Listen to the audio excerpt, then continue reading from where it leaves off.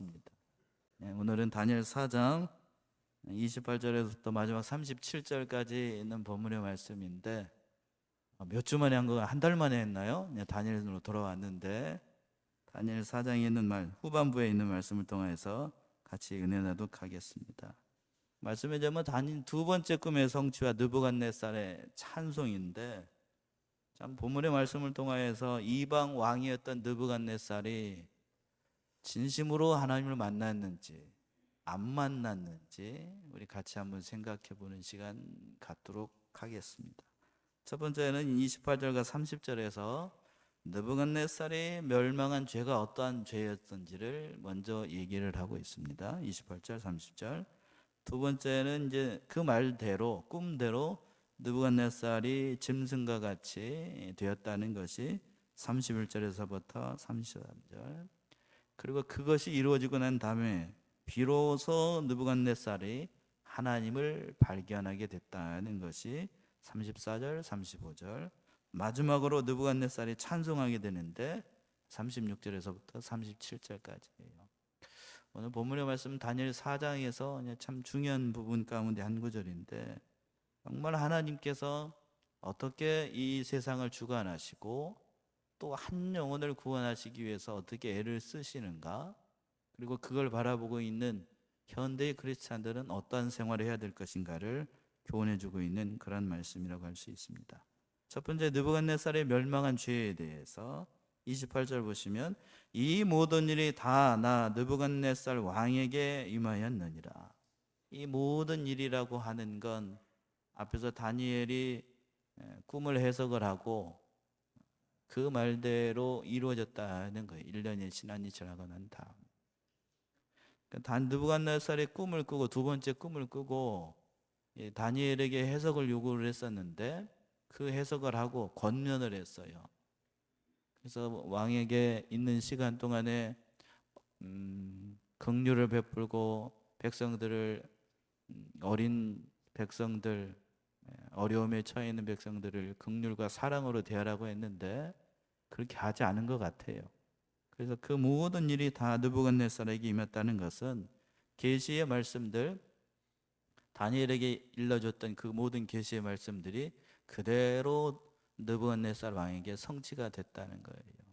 그러니까 모든 일은 긍정적인 의미가 아니고 부정적인 의미에서 모든 일을 얘기를 하는 거예요. 갑자기 한 가지가 떠오르는데, 성경에서 보게 되면 하나님은 긍정적인 의미에서 우리에게 모든 것이 협력하여 선을 이룬 게 아니고 부정적인 의미에서도 모든 것이 협력하여 선을 이루도록 하십니다. 믿으시나요? 예. 오늘 본문에서 모든 일이라고 하는 거 부정적인 의미에서, 느부갓네살에게 그 모든, 참 개인적으로 봤을 때는 안 좋은 거죠. 비참하게 소처럼 풀을 먹고 짐승과 같은 삶을 산다라고 하는 것, 그리고 7년 동안 그런 어려움에 빠진다라고 하는, 인간적으로 봤을 때는 참 비참한 것이지만, 그러나 하나님께서 그것을 통해서 하나님께서 이루시고자 하는 뜻이 있으셨기 때문에 그 일이 일국의 황제지요, 최고의 권세를 가지고 있었던 느부갓네살 왕에게 임하였다는 얘기예요. 29절 보시게 되면 그때가 언제 일어났는가? 29절, 12달이 지난 후에 내가 바벨론 궁 지붕에 거닐세. 12달이 지난 후라고 되어 있습니다.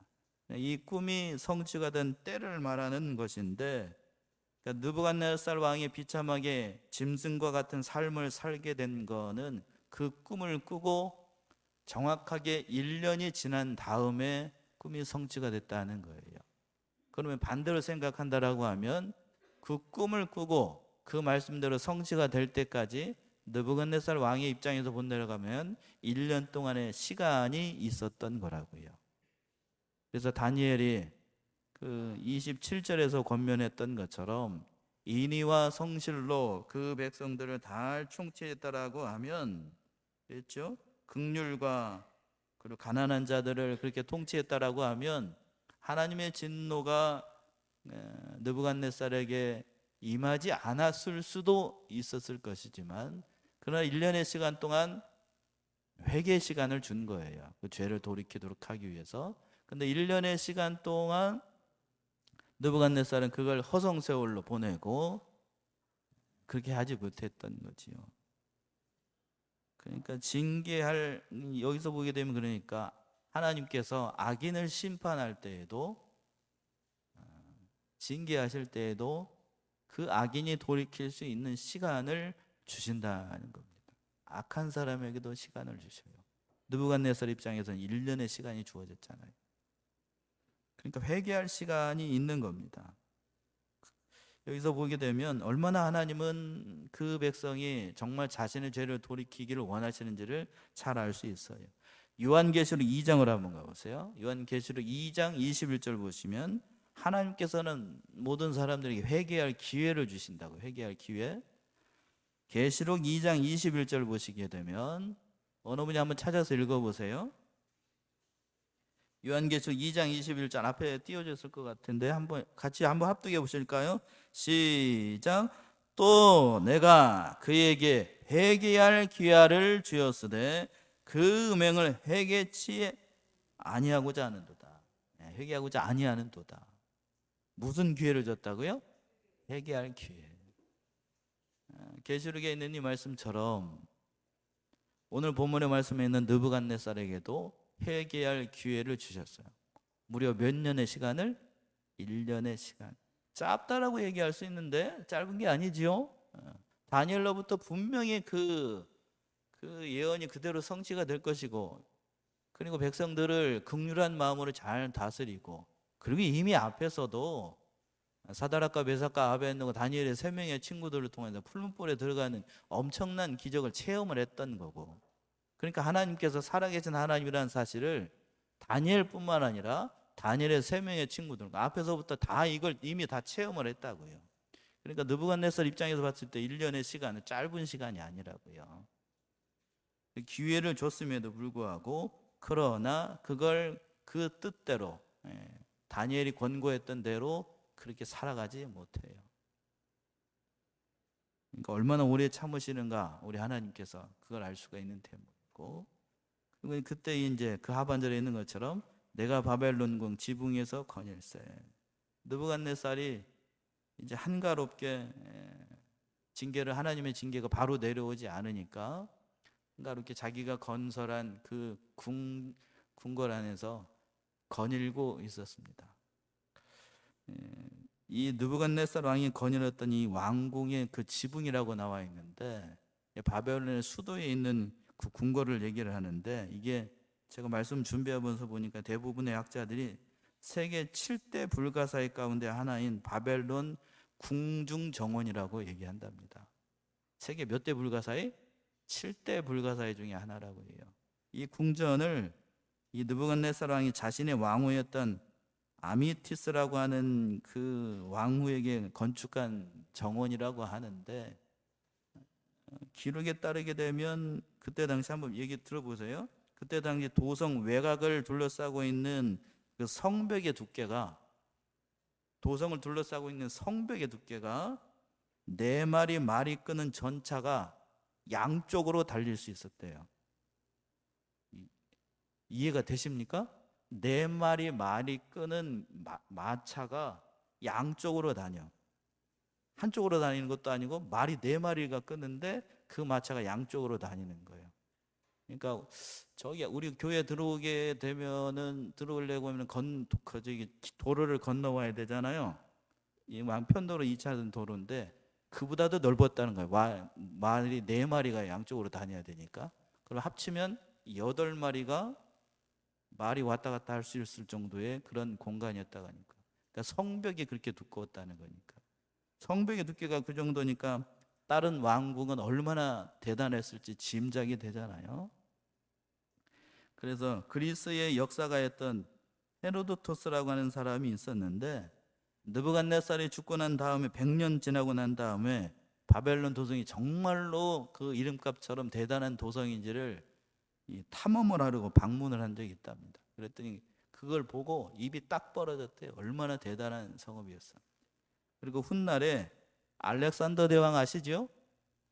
헬라 제국을 만들었던 그 알렉산더 대왕이 바벨론의 그 도성에 도착을 해가지고 그 화려함과 그걸 보고, 한참 뒤의 일인데, 그걸 보고서도 그 바벨론 도성을 자기의 수도로 삼으려고 할 정도로 아주 그 규모와 웅장함에 반했다라고 해요.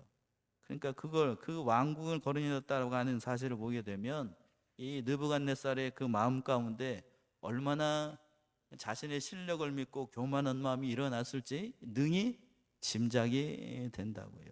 세계 7대 불가사의 가운데 하나니까 얼마나 대단하게 왕궁을 건설을 했겠냐고요. 그래서 그걸 보면서 지붕을 거닐면서 자기가 한 그 업적을 바라보면서 30절처럼 얘기를 하는 거예요. 30절 보시면 나 왕이 말하여 가로되 이 큰 바벨론은 내가 능력과 권세로 건설하여 나의 도성을 삼고 이것으로 내 위엄의 영광을 나타낸 것이 아니냐 하였더니, 느부갓네살이 왕궁을 거닐면서 이렇게 얘기를 한 거예요. 이 큰 바벨론은 내가 내 능력과 권세로 만들었고 그리고 나의 도성을 삼고 이것으로 내 영광을 나타내는 것이 아니냐. 말씀을 준비하면서 보니까 이병규 목사님이 낯소리 3번 했다라고 얘기합니다. 그런가요? 그렇죠? 첫 번째는 내가 내 능력과 권세로 건설했다, 이 바벨론을. 두 번째는 나의 도성을 삼았다. 세 번째, 이것으로 내 영광을 나타냈다. 낯소리 3번 했습니다. 그러니까 누구나 하나님 앞에서 자신을 내세우려고 하면 결국 마지막에 가서는 이 느부갓네살처럼 그 결과가 망하게 된다는 것을 보여주는 거죠. 내가 했다, 내 것이다, 내 영광을 나타내려 했다라고 이렇게 느부갓네살이 그걸 자부했다가 결국에는 자기가 건설한 그것 때문에, 그 교만 때문에 결국에는 하나님의 징계를 받게 됐다는 겁니다. 그러니까 우리가 알 수 있는 건 여기서 우리도 무슨 일을 할 때에 내가 하겠다, 나는 안 하겠다, 그 반대편에서 그렇게 하는 거는 결국에는 나가, 내 자신이 나 스스로 나를 주인을 삼는 겁니다. CCM에 그런 거 있어요. 내가 주인 삼은 모든 거 다 내려놓고, 아시죠? 그런데 여기서 보게 되면 내가 주인을 삼았어. 내가 이걸 신학적으로 표현한다라고 하면 자기의죠. 자기의. 느부갓네살이 그런 교만한 죄에 빠진 거예요. 내가 했다, 내가 무슨 것을 했다라고 하는 그런 걸 가게 되니까 결국에는 이 교만 방자하게 나가다가 하나님의 징계를 살 수밖에 없었다라는 거예요. 그러니까 우리가 이 사실을 깨달아서 하나님이 가라가는 곳에서 가야 되고 서라 거는 곳에서 서야 되는데, 느부갓네살은 그 다니엘의 충고에도 불구하고 그 충고를 듣지 않고 이렇게 나가다가 결국에는 망하는 길로 갈 수밖에 없었던 거예요. 그래서 사무엘 선지자가 얘기했던 것처럼 순종이 뭐보다 낫다고요? 제사보다 낫다. 느부갓네살이 그렇게 한 거예요. 참 교만하게 나갔던 거죠. 자, 사무엘상 15장에 있는 말씀이죠. 찾아봅시다. 사무엘상 15장 22절에서부터 23절 어느 분 한번 읽어보세요. 사무엘상 15장 22절에서부터 23절.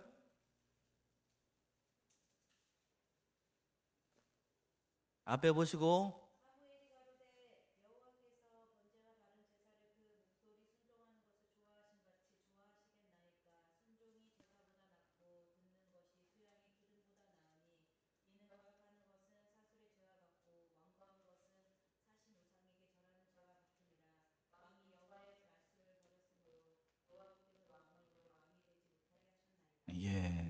사무엘 선지자가 사울에게 했던 말이에요. 아말렉을 진멸하라는 하나님의 엄중한 명령이 있었음에도 불구하고 사울은 그렇지 않았지요. 아말렉 왕은 살려두고 살진 짐승들은 살려두고, 왜 이게 살려뒀습니까? 사무엘이 책망을 하니까 뭐 하려고, 하나님 앞에 뭐 드리려고?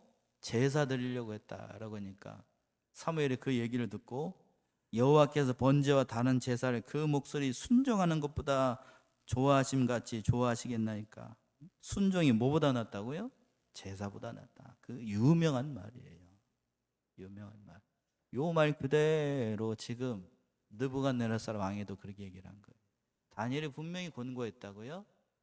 인애와 긍휼로 백성들을 다스리십시오라고 하는 그 권고가 있음에도 불구하고, 그리고 또 1년이라는 회개할 수 있는 시간이 분명히 주어졌음에도 불구하고 그 말씀을 듣지 않고 내 능력과 내 모든 것으로 했다라고 하는 이 말로 교만 방자하게 나가다가 결국 하나님의 징계가 임하게 됐다는 거예요.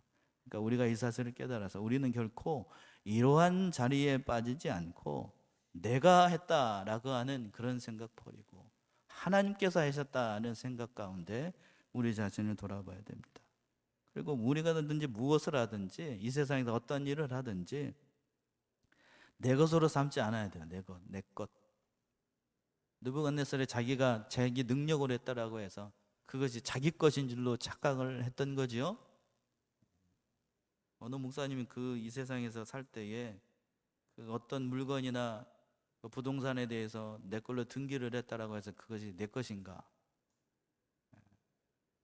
내 이름으로 등기를 냈다라고 해서 이 세상에 있을 동안에 그것이 내 이름으로 등재가 됐다라고 해서 내 게 아니라고 해요. 내 이름으로 내서 내가 세금 내고, 그 목사님이 그렇게 얘기를 하더라고요. 자기 걸로 만들어봐야 자기 세금만 더 나가는데 왜 자기 걸 삼냐고 우스갯소리처럼 얘기를 하더라고요. 어떤 의미에서 보면 맞는 것 같아요. 등기부등본상에 뭐 부동산 아파트를 몇 채 이상 가지고 몇 채 이상 그러면 세상적 관점에서 뭐만 더 많이 나가죠? 세금만 많이 나간다고. 그런데 우리는 속으로 그렇게 생각하죠. 난 뭐 자기 여처럼 뭐 다른 사람처럼 그렇게 등기라도 많이 내가고 세금이라도 많이 내봤으면 좋겠습니다. 목사님이 알지도 못하면서 이상한 소리 한다고 그렇게 얘기할 수도 있는데, 그러나 그건 하나님께서 기뻐하시는 것이 아니죠. 이 땅의 삶으로 우리가 끝난다라고 하면 누구보다도 아주 치열하게 그렇게 살아야 될 거예요. 그렇죠? 그러나 우리의 삶은 이 땅에서 끝나는 게 아니고 우리의 시민권이 여기 있지 않고 어디에 있어요? 하늘에 있죠. 그러면 이 땅의 것에 자꾸 쌓으면 장차 저 위에 가서 받을 게 있어요, 없어요? 없지요.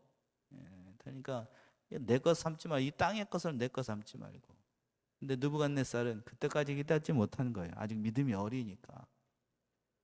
자기가 한 업적에 대해서 하나님이 도와준 것이라고는 생각하지 못하고 자기가 했다, 자기의 능력으로 했다는 겁니다. 마지막 세 번째는 그랬죠. 자기 영광을 나타내려고 하면 안 된다는 거예요. 자기 영광.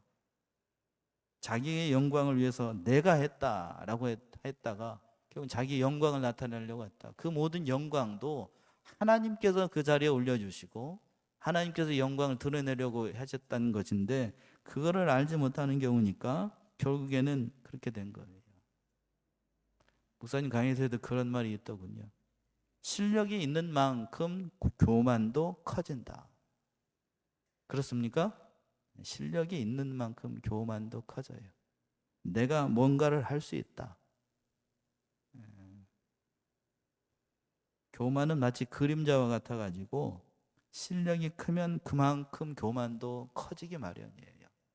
내가 다른 사람보다 뭔가를 잘하는 것 같으면 그것이 결국에는 교만이 되어서 자기의 영광도 가리게 되고 하나님의 영광도 가리게 되고 교회의 덕보다는 교회에 폐를 끼치는 경우들이 많이 있다는 거예요. 교회를 실족시키는 사람, 성도들을 실족시키는 사람을 보게 되면 실력이 없는 사람이 실족시키는 게 아니더라고요. 목사가 성도들을 실족시킬 때에도 실력이 있는 목사님이 실족을 시키는 거고 실력이 있는 성도들이 어린 성도들이 실족을 시켜요.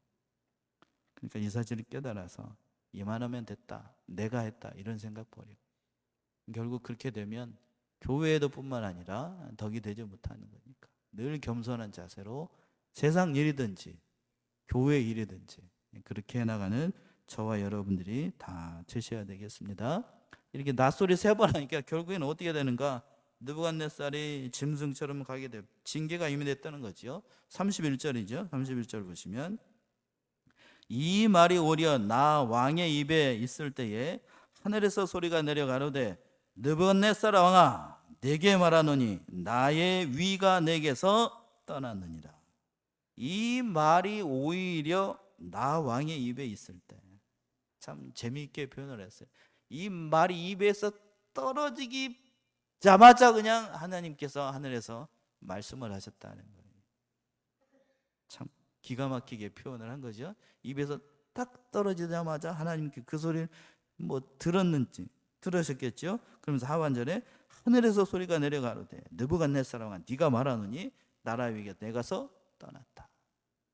듣고 계셨다가 하나님께서 그 옆에서 그 모든 사실을 듣고 그 말을 하자마자 하나님께서 초자연적인 역사로 느부갓네살 왕이 들을 수 있게끔 하나님께서 역사하셔서 말씀을 하셨다는 겁니다. 그래서 어떻게 하셨는가? 32절이지요. 32절 보시면 내가 사람에게서 쫓겨나서 들 짐승과 함께 거하며 뭐처럼 풀을 먹어요? 소처럼 풀을 먹을 것이요 이와 같이 7대를 지내서 지극히 높으신 자가 인간 나라를 다스리며 자기의 뜻대로 그것을 누구에게든지 주시는 줄을 알기까지 이르리라 하더니, 하나님께서 이제 32절에 있는 말씀은 25절에서 다니엘이 얘기했던 그대로 하나님께서 성취하시는 거예요.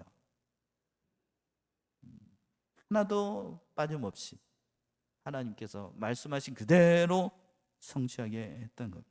그래서 그 일을 통해서 결국 느부갓네살이 들짐승과 함께 거하고 소처럼 풀을 먹는, 신학자들마다 의견이 좀 갈립니다만 진짜로 그렇게 됐을 것이다, 그렇게 됐다라고 보기는 어렵고 정신병의 일종인 것 같아요. 정신병. 자기가 뭐라고 생각하고 소라고 생각하고 풀을 먹는 그런 지경에 이르게 됐던 거예요. 참 비참하게 된 거지요. 하늘 높은 줄 몰랐던 세계의 최고의 국가의 황제가 소처럼 풀을 먹는 정신병이 들려가지고 아주 비참한 지경에 빠지게 됐던 거예요. 그렇게 하신 이유는 그 하반절에 있는 것처럼 7대를 지내서 그걸 통해서 이 나라를, 이 세상을 다스리는 분이 누구인지를 깨닫도록 하기 위해서 느부갓네살 왕에게 임했던 하나님의 징계였고, 개인적으로는 느부갓네살 왕에게 내린 징계였고, 나라적으로는 이 나라와 이 모든 세상을 주관하시는 분이 하나님이라는 사실을 깨달아서 그때 당시 이 바벨론의 포로로 잡혀가고 있는 이스라엘 백성들이 하나님이 어떤 분인가를 보여주시는 거예요. 그러니까 너희를 다스리고 있는 것이 느부갓네살 왕이 아니라 누구이시다? 하나님이라는 사실. 그리고 오늘날 저와 여러분들이 이 오늘날에도 역시 세상을 주관하고 다스리고 통치하시는 분이 하나님이라는 사실을 보여주기 위해서 느부갓네살 왕이 이렇게 소처럼 풀을 먹었다는 것을 보여주고 있는 겁니다. 그래서 33절 보시면 33절 그 동시에 이 일이 나 느부갓네살에게 응함으로 내가 사람에게 쫓겨나서 소처럼 풀을 먹으며 몸이 하늘 이슬해졌고 머리털이 독수리 털과 같았고 손톱은 새 발톱과 같았느니라. 하나님의 심판이 임하게 되니까 사람의 위치에서 짐승에까지 떨어지게 됐던 겁니다. 그래서 소처럼 풀을 먹고 몸이 하늘 이슬해졌고 머리털이 독수리 털과 같이 됐고 손톱은 새 발톱처럼 자라나는 그런 기이한 병에 걸리게 된 겁니다. 무려 7년 동안 그런 생활을 하게 됐던 거예요. 근데 거기서 끝난 게 아니죠. 그렇게 해서 비참하게 만들고 난 다음에 하나님께서 느부갓네살에게 그렇게 줘도 깨닫지를 못하니까 깨닫도록 하기 위해서 징계가 임한 거예요.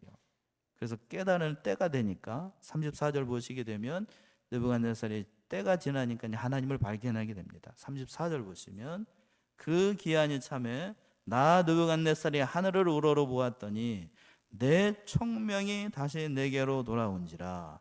이에 내가 지극히 높으신 자에게 감사하며 영생하시는 자를 찬양하고 존경하였노니 그 권세는 영원한 권세요 그 나라는 대대에 이르리로다. 그 기한이 차니까 7년이라는 기간이 차니까 느부갓네살이 그때 하늘을 우러러 봤어요. 하늘을 우러봤다는 것은 자기의 죄를 회개했다는 의미죠. 그 하나님께서 때가 되니까 그 마음에 회개의 영을 부어주셔서 느부갓네살이 그때 하늘을 바라보면서 이 모든 것이 나의 죄 때문이구나 하는 사실을 깨닫고 하늘을 우러러 하나님을 바라봤던 거예요. 그러니까 하나님을 바라보는 자에게 하나님께서 위로와 평강을 주신다는 의미도 담겨 있는 거라고요. 그러니까 막혀 있다. 우리가 어려운 일을 만날 때, 세상에서 어떠한 일을 만날 때에 앞이 막히고 뒤가 막히고 사방이 다 막혀 있어도 어디는 뚫려 있다고요? 앞이 막히고 뒤가 막히고 전후좌우가 다 막혔어도 어디는 뚫려 있어? 하늘은 뚫려 있어. 어디를 바라봐야 된다고요? 죽었다 안 하고 땅 바라볼 게 아니고 하늘을 봐야 돼. 하늘은 열려 있어. 지금 느부갓네살이 그때 때가 차니까 하늘을 바라봤어요. 하늘을 바라. 살 길이 열린 거죠. 그래서 그 하반절에 있는 것처럼 내 총명이 다시 내게로 돌아왔다. 짐승처럼 생각했던 그 모든 명의 치유함을 얻게 되고 다시 인간으로서의 총명이 돌아왔다는 거죠. 그러면서 그때에 내가 지극히 높으신 자에게 감사하며, 그래서 지극히 높으신 자라고 평가를 했는데, 야, 어디서 했던 얘기하고 똑같냐면 풀무불에서 나왔을 때에 다니엘의 세 명의 친구들이 그 고백했던 거하고 똑같이 느부갓네살 지극히 높으신 종이라고 평가를 했던 그때하고 똑같아요. 그러니까 이 느부갓네살이 이렇게 하나님에 대해서 얘기를 할 수 있는 건, 제가 성경을 정말 조심스럽게 연구를 해봤는데 이건 특별한 하나님의 은혜가 임한 겁니다. 그러지 않고서는 하나님은 본래 믿지 않는 백성에게서 하나님을 이렇게 부를 수 있는 영의 역사가 일어날 수가 없어요. 일어날 수가 없다고. 조심스럽게 얘기를 해봐요. 그리고 그 하반절에 있는 것처럼 저에게 뭐하며 또 감사하며 영생하시는 자를 또 뭐하고 찬양하고 또 어떻게 한다고요? 존경하오니 그 권세는 영원한 권세이고 그 나라는 대대에 이르르다. 이런 고백이 믿지 않는 사람에게서 나올 수 있는 고백이 아니라고요.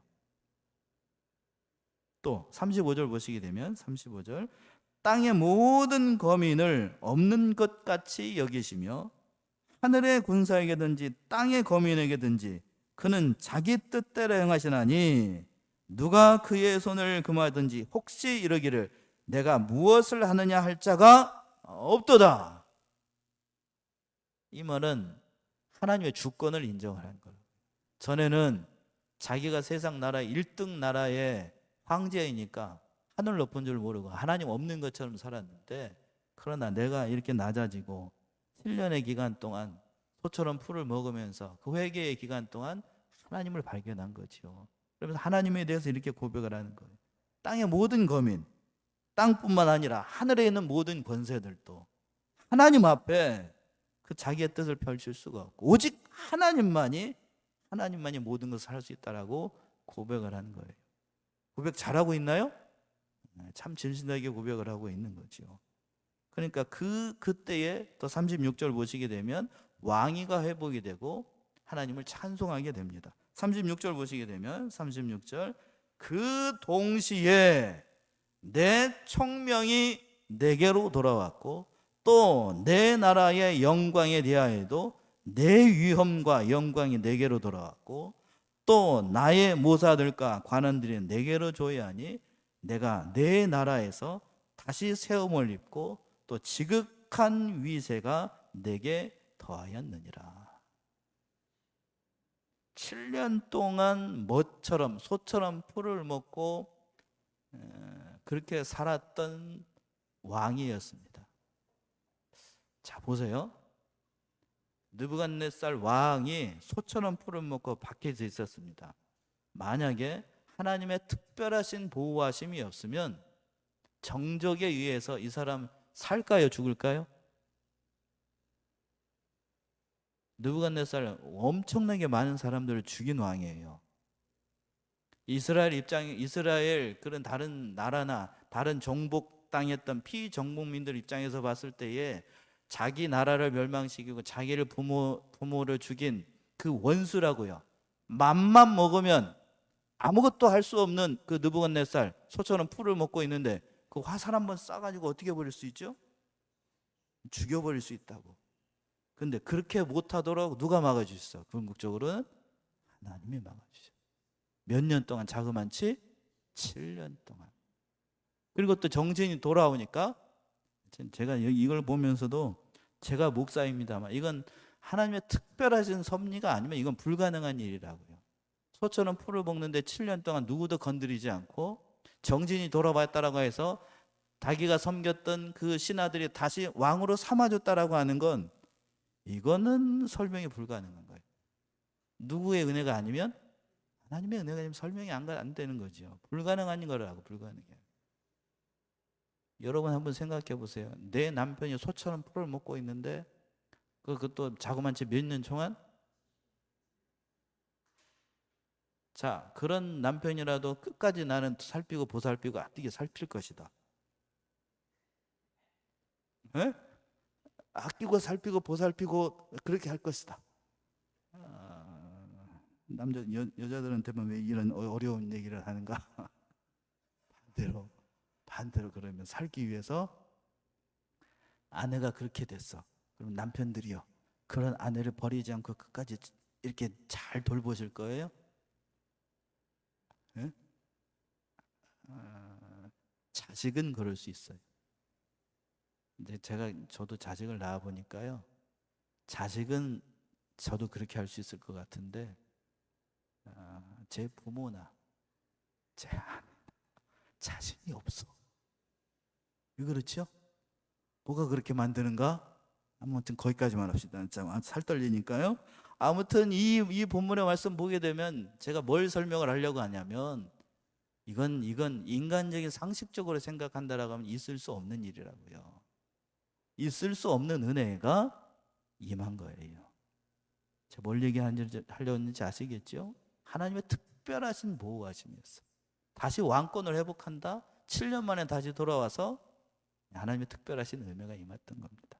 그러니까 마지막 37절 보시게 되면 느부갓네살에 하나님을 찬송할 수밖에 없었던 거예요.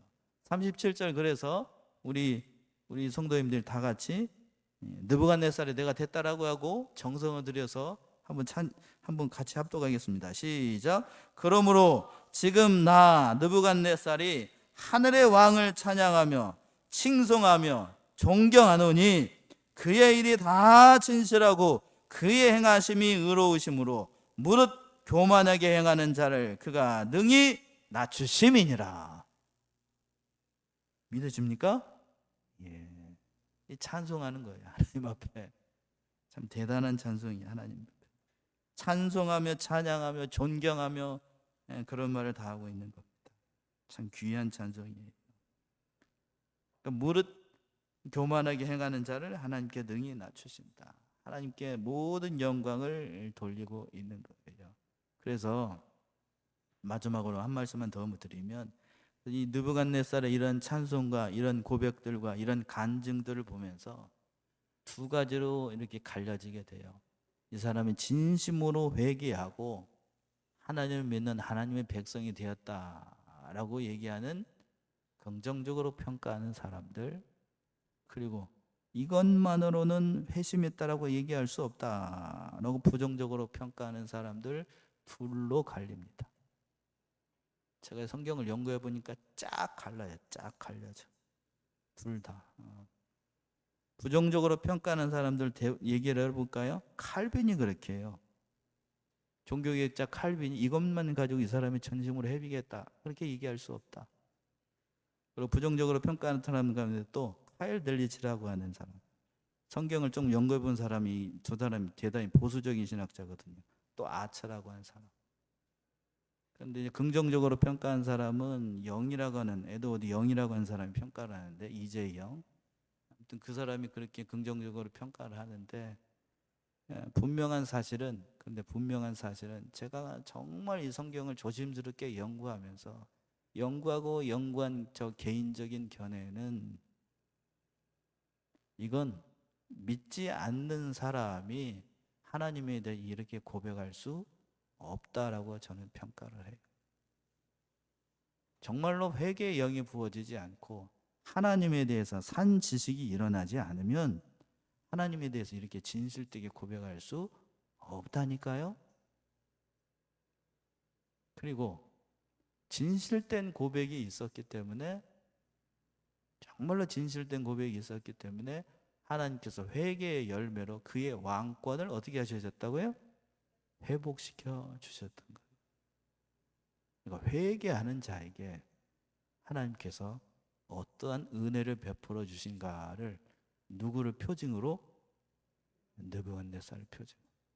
아무리 그가 전에 흉악한 죄를 지은 왕이라 할지라도 진심으로 회개하고 하나님을 만나서 그 과거의 삶을 돌이키면 그런 자일자라도 하나님은 용서하신다 라는 뜻입니다. 믿으십니까? 저도 이렇게 조심스럽게 평가를 해봅니다만, 그러나 그 모든 개인의 구원에 관한 모든 것은 누구의 손에 달려있고? 하나님의 손에 달려있고, 저도 이렇게 평가를 합니다만, 그러나 우리가 장차 죽어가지고 천국에 가게 되면 느부갓네살 손 드세요 라고 해봤는데 아무도 손은 안 든다 그러면 어디가 있는 거고? 저 밑에 동네에 가 있는 거고, 그때 뭐 목사님 그렇게 얘기했는데 뭐 그건 하나님의 주권에 달린 거니까 알 수 없는 거고. 제가 또 좀 더 얘기한다라고 하면, 이런 개인적인 경험을 했음에도 불구하고 느부갓네살이 인격적으로 하나님을 자기의 하나님으로 믿지 않고 고백하지 않았다라고 하면 그 사람은 정말 불쌍한 사람이에요. 그런가요? 다니엘을 통해서 하나님을 받고, 그리고 다니엘의 3명의 친구들이 풀무불 가운데서 역사하는 하나님을 받고, 그 안에서 성육신 하시기 전에 그리스도의 모습을 봤던 왕입니다. 그리고 소처럼 풀을 먹는 병에서 나음을 받았던 왕이에요. 그럼에도 불구하고 누구를 영접하지 않았다? 그래 100번 양보해서 예수를 영접하지 않았다? 정말로 불쌍한 인생인 거죠. 정말로. 우리 사랑하는 삼내주한교 성도 이 사실을 깨달아서 정말 하나님이 어떠한 분이신가를 깨닫고 회개하는 자에 이런 은혜를 베풀어 주신 하나님을 바라보면서 믿음 가운데서 승리하여 나가는, 그리고 그러한 하나님을 온전히 바라보시는 저와 여러분들이 다 되시기를 바랍니다. 기도하겠습니다.